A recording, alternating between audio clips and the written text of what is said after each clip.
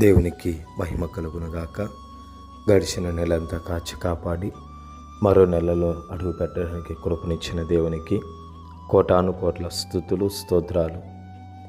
దేవుడు ఇక నెలలో ఇచ్చినటువంటి వాగ్దానం నిశ్చయముగా ముందుగతి రానివచ్చును, నీ ఆశ భంగము కానేరదు.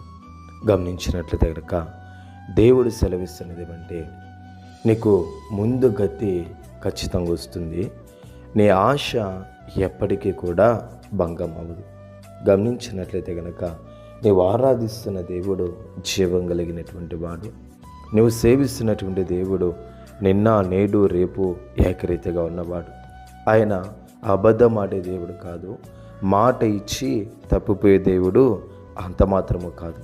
కాబట్టి అటువంటి మాట మారని మార్పు చెందని దేవుడు చెప్తున్నది ఏమనంటే ముందుగతి రాని వస్తుంది. మునుపు ఒకవేళ నీ యొక్క స్థితి ఎలా ఉందో నాకు తెలియదు, కానీ మునుపు నీ హృదయంలో సంతోషం ఉండిండొచ్చు, మునుపు నీ హృదయంలో ఆనందం ఉండిండొచ్చు, మునుపు నీ జీవితంలో సంతోషంతో ఆనందంతో ఉల్లాసంతో నీవు ఉండిండొచ్చు.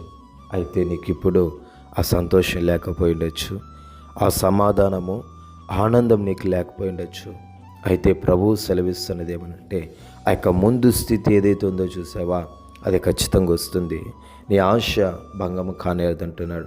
నువ్వు దేని గురించి ఇది ఆశపడి ఇంకా జరగదు అని అనుకున్నావు, ఏ కార్యం జరిగితే బాగుంటుందని ఆశపడి ఇంకా అది జరగదు అనేసి నువ్వు ఫిక్స్ అయిపోయి మౌనంగా ఉండిపోయావో, దేవుడు సెలవిస్తున్నాడు అటన్నిటిని కూడా నేను ఖచ్చితంగా జరిగిస్తాను.